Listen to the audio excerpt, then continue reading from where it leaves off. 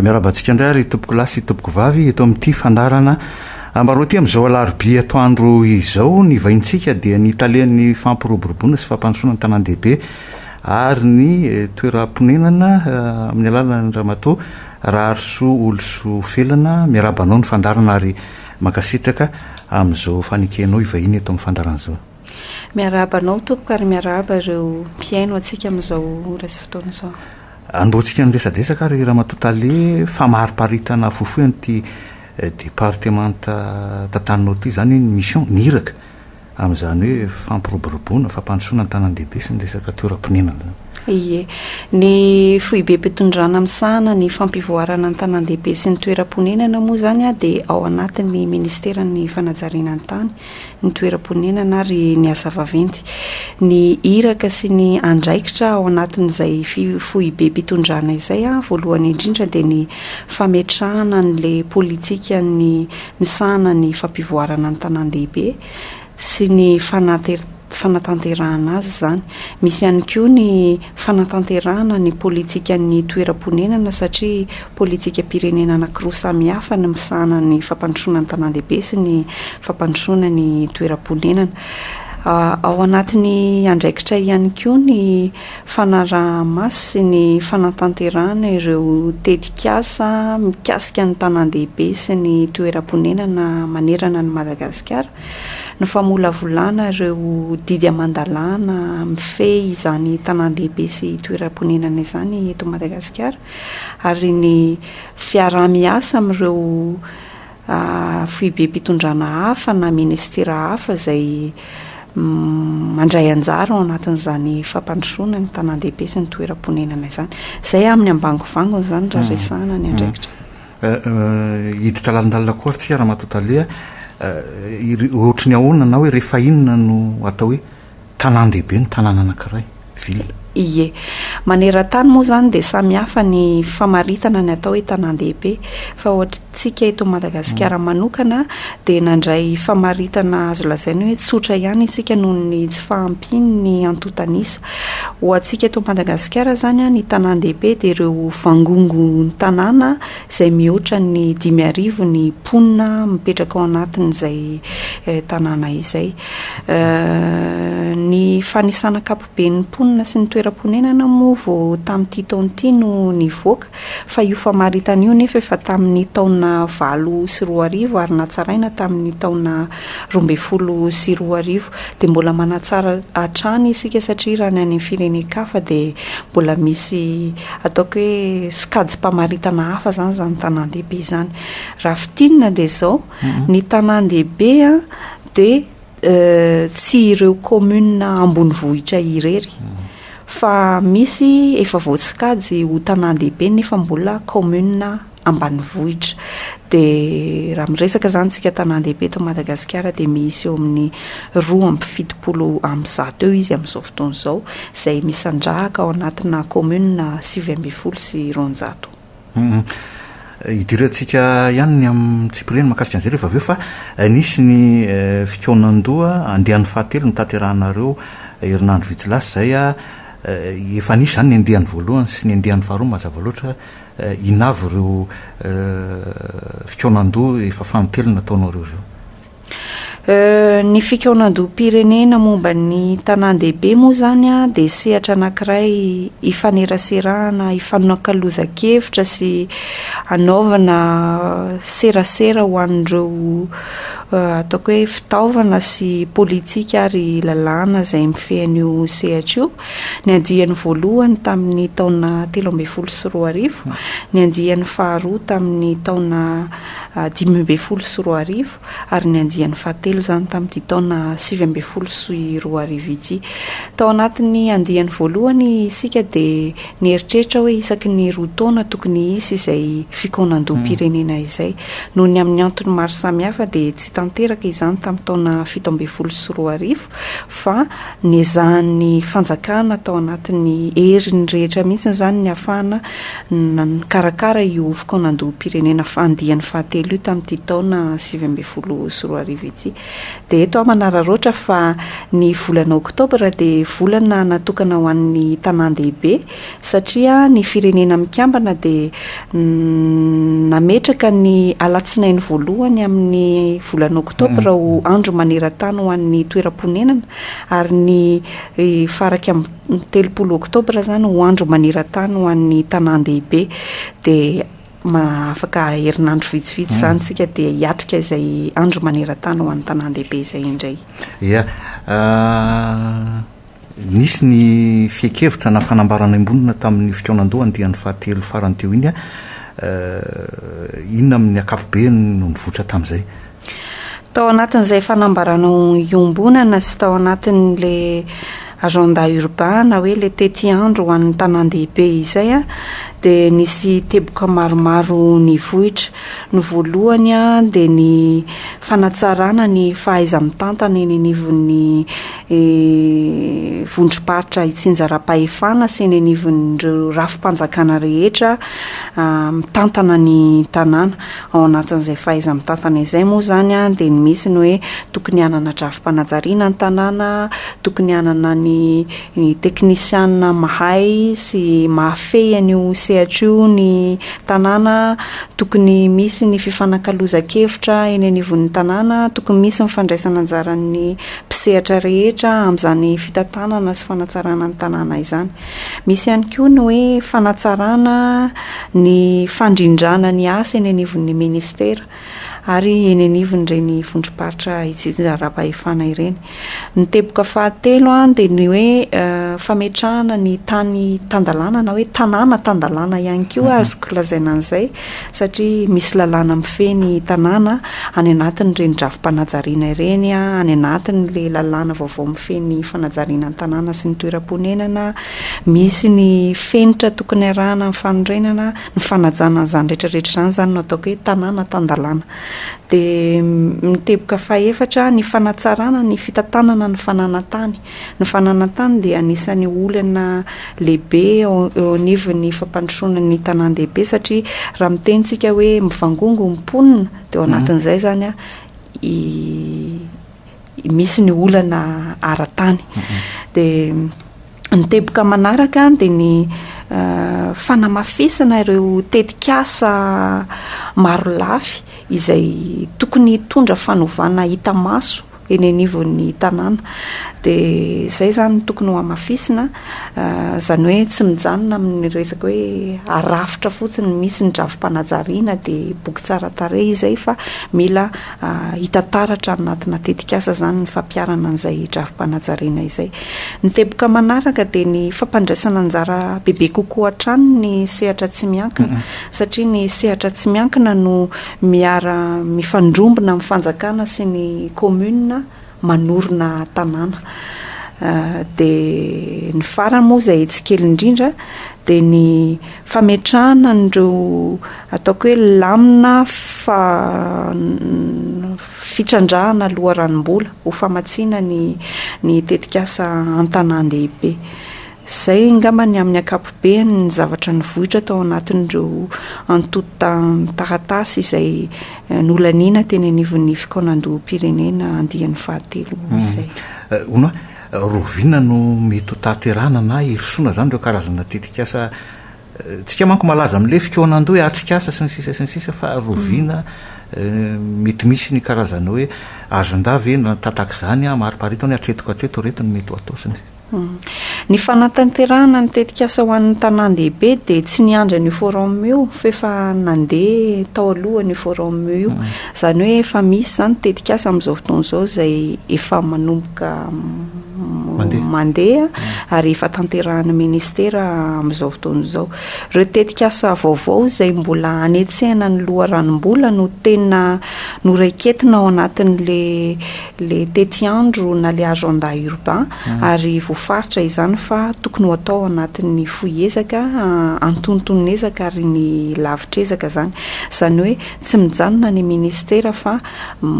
mamolavola tetikasa foana ary mikatsaka reo loharanombola tokony amatsiana izany tetikasa izany ary tsy ny ministera rery mariako no tokony hanao an'izany zavatra zany fa na ny commune ary ireo le tompona andraikitra eny anivon'ny tanàna ireo le 70 tanàn-dehibe to Madagasikara reo zany tompona andraikitra eny anivon'ireo tokony hijery zay amolavolana sy anatanterahana ny tetikasa voarakitra anatin'ny drafim-panajariana mahakasika azy. Ndesahanao teo raha matotaleny amin'ny hoe tanàna tandalana mba omeo apahany amin'ny zany hoe lalàna amin'ny feno tanàn-dehibe zany mpiaino antsika ohatra. Ny ohatra voalohany azoko raisina zao hoe raha misy asa fanorenana misy asa fanajariana atao eny anivon'ny tanàna dia misy ny fahazoan-dalana tokony alaina. Zay zany le fantatritsika amin'ny fiainana andavanandro hoe permis de construire, fahazoan-dalana hanorina. Raha resahana manokana momba an'izy io dia ny asa fanorenana rehetra na hatramin'ny madinika indrindra izay heverintsika tsy tokony hangalana fahazoan-dalana ary dia tokony hangalana fahazoan-dalana. Na trano fivoahana raha ve? Ie, na tamboho ary. Dia ny dingana rano fahazahoana izay fahazoan-dalana izay dia efa nitsorona araky ny fahefantsika malagasy tao anatin'ilay lalàna 524 tsipika 420. Ao anatin'io zany dia tena namoraina ny dingana rano ao anatin'izay fahazoan-dalana fangalana fahazoan-dalana manorina izay satria eny anivon'ny commune no apetraka ny fangatahana dia ny commune sy ny teknisianina zany mijery an'ilay fangatahana ataon'ilay olona dia mandefa azy eny amin'ny sampam-pandraraha-paritry ny fanajariana ny tany. Raha ohatra ka tetikasa kelikely zany le atao dia miverina eny commune ihany zay dia vita. Fa raha ohatra hoe ngeza zany mihoatra ny 10 metatra toradroa dia zay vao miakatra aty amin'ny ministera. Zay ohatra fotsiny zay lazaiko zay fa be da be ny didy amandalana mifeza ny asa fanorenana zany tahaka ny ohatra hoe ny elanelana amin'ny trano anankiroa mifanakaiky, ny habean'ny lalana miditra makany amin'ny trano anankiray, ny tokony isin'ny rano fisotro madio makany amin'ilay toerana, ny tokony isin'ny herinaratra, ny tokony isin'ny ny fitaovam-panadiovana maro isan-karazany zany.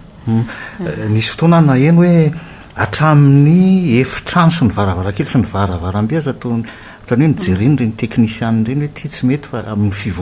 fifamoivoizan'ny rivotra sy ny etsetsa nisy an'izany hoe? Ie, tonga hatramin'izany le didy amandalana mifeny asa fanorenana an-tanàn-dehibe satria ny fahasalaman'ny olona no tsonjovina, ny fihetezan'ny fiarahamonina, ny faneraseraana eo anivon'ny fiarahamonina, zay zany ny tsonjovina rehefa mipetraka antsika amin'ny tanàn-dehibe satria zay le fitantanana olona mivangongo amin'ny toerana kely dia tafiditra ao anatiny tokoa ny fijerevana ny refin'ny varavarakely, ny refin'ny efitrano, ny refin'ny tohatra, ny refin'ny lalantsara sy ny ohatr'izany. Tsy mifanalavitra amin'izay ihany koa raha matotalea ny amin'ny fisina hoe fanorenana eny ambony fefoloha dia tonga eny ny jirama mametraka ny andro jiro sy ny sisa nefa raha ny tokony izy tsy tokony ara-dalàna zany. Ie, tena efa misy ny ataoko hoe ny fitsipika mifehany ireny famatsiana rano na famatsiana herinaratra avy amin'ny jirama ireny ary mbola manan-kery mihitsy zany amin'izao fotoana izao hoe ny trano ny asa fanorenana izay nahazo fahazoan-dalana manorina ihany no azon'ny jirama omena famatsiana rano fisotro madio sy famatsiana herinaratra. Amin'izao fotoana izao moa nefa misy le famatsiana atsokosoko le tsy manara-dalàna nyreny zavatra ireny dia mahita zany tsika amin'izao fotoana izao trano sady tsy manara-dalàna ny fanorenana azy no trano tsy manara-dalàna ny famatsiana rano sy famatsiana herinaratra makao aminy. Iverenantsika amin'izay le resaka hoe commune indrindra moa zany ny any ambany vohitra lavitra any tokony hanana drafim-panajariana ny tanàna ve izy ireny etrehana ny 100 taona ho avy sy ny 20 taona ahoana ny fomba irahany miasa aminareo misy fiofanana ve na hoe fidinana fotony ataonareo ao anatin'izay raha misy hoe mangetahitany zay hoe efa mijery lavitra le commune lavitra be any ambanivohitra be ny tanàn-dehibe rehetrarehetra dia tokony manana drafim-panajariana hoainy ve zay nefany eo indrindratsika ny ministera zany tsy ny fanajariana tsy ministera ny fanajariana ny tany rehetra fa nahatra amin'ny ministera ny fitsinjaram-pahefana ary dia manao ezaka lehibe amin'ny fanamafisana ny fahaiza-manao eny anivon'ireny commune ireny. Tokony manana drafim-panajariana ny commune hitantanany an'ilay tanàna. Raha toa ka mbola tsy manana izy amin'izao fotoana izao dia le lalàna tamin'ny 2024 efa misy fitsipika ao efa azony ampiarina na mbola tsy manana an'izay drafim-panajariana izay ary izy. Fa ao anatin'ny fitantanana mahomby sy fitantanana tsara ny tanàna zany dia tokony manana drafim-panajariana izy. Ary ny ministera dia mametohana tanàn-dehibe maromaro isan-taona mba ahafahany manana izay drafim-panajariana izay. Ny tena any lavitra teneninao izay moa zany mety manana izy le atao hoe schéma d'aménagement communal na hoe drafim-panajariana commune fa reny rehetrarehetra reny zany tokony mivadika ho plan d'urbanisme ao anatin'ny fotoana fohy dia misy ny toa nataon'ny ministera ary misy koa ngeny ataoko hoe mpiara-mombona antoka eny ny fotony eny izay afaka manampy tsara ny commune hanana an'izay drafim-panajariana izay. Ny fanofanana ny ben'ny tanàna, ny fanofanana ny ataoko hoe ny sapandra ara-teknika eny anivon'ny commune dia anisan'ny ezaka ataon'ny ministeran'ny fitsinjaram-pahefana sy ny ministeran'ny fanajariana ny tany amin'izao fotoana izao dia misy foana izay fanofanana izay. Honao raha matotale mitovy ve ny olany tanàn-dehibe eto amintsika amin'ny ankapobeny reny voaparitany reny voaparitra sy ny sisa? Amin'ny ankapobeny mitovy indrindra ireo tanàna tena lehibe ohatra hoe le renivohim-paritany teneninao sy Antananarivo izay renivohim-pirenena fa ny marihana fotsiny hoe ny Antotanisa zany milaza amin'izao fotoana izao fa raha miresaka tsika hoe mitombo farak'izay aingana ny mponina tanàn-dehibe dia ireo tanàn-dehibe salatsalany ny tena voakasika izay fitombon'ny mponina ambony be loatra izay dia nazanona zany ary na ny renivohim-paritany sy ny renivohim-pirenena Antananarivo dia tena avroeny ny fitombon'ny mponina any ambanivohitra any ny fitombontsika eto tanàn-dehibe eto. Ny olana sedrain'izy ireo mitovitovy ihany tahakany hoe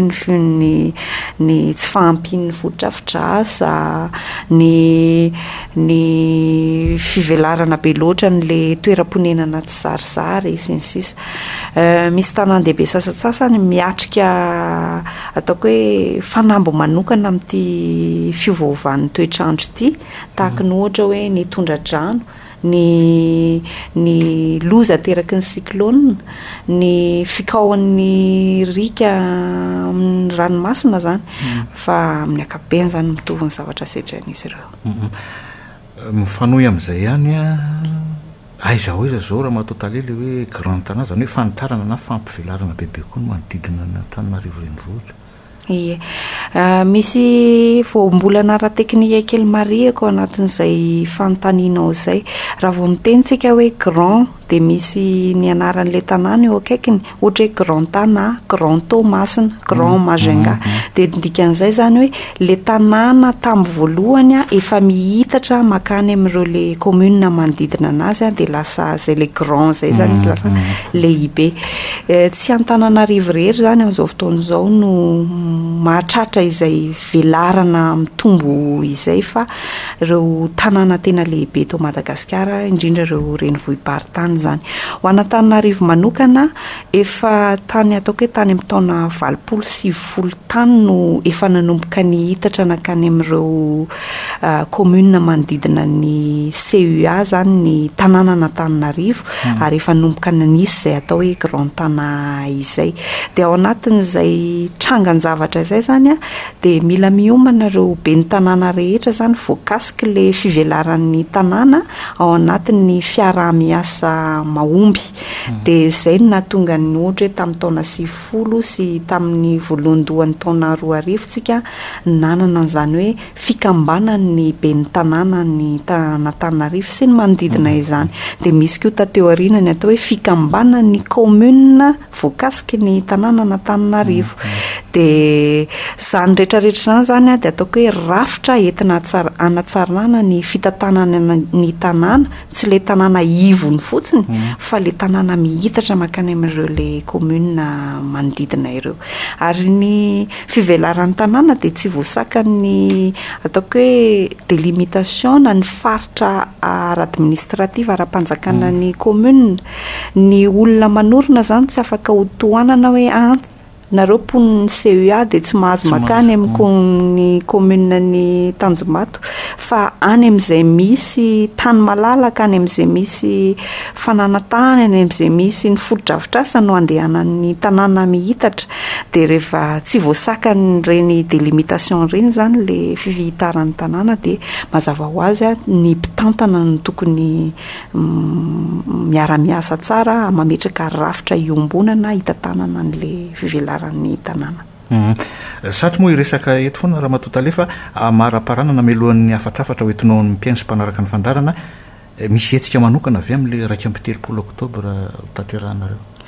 Ie, anomana famelabelaran-kevitra raha nahady hevitra ny ministera ao anatin'io fankalazana ny andro maneran-tany ho an'ny tanàn-dehibe io. Ny loha hevitra moa dia ny firenena mikambana no efa namaritra azy dia ho an'ny taona 2024 ity dia ny loha hevitra mikasika ny hoe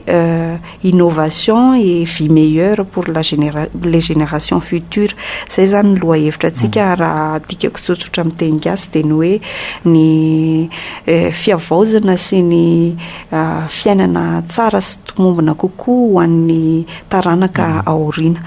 Dia isy famelabelaran-kevitra zany ho atao izay anehoana ireo ataoko hoe innovation amin'ny sehatra ny fanajariana ny tanàn-dehibe io. Teny anivon'ny fikaonan-doha-pirenentsika efa nahita an'izany innovation zany amin'ny resaka ohatra hoe fitantanana ny fako, fitantanana ny fitaterana, fitantanana tanàna sy ny ohatrany fa amin'ny andro maneran-tany ho an'ny tanàn-dehibe io zany dia mbola isy innovation hafa zany ho resahana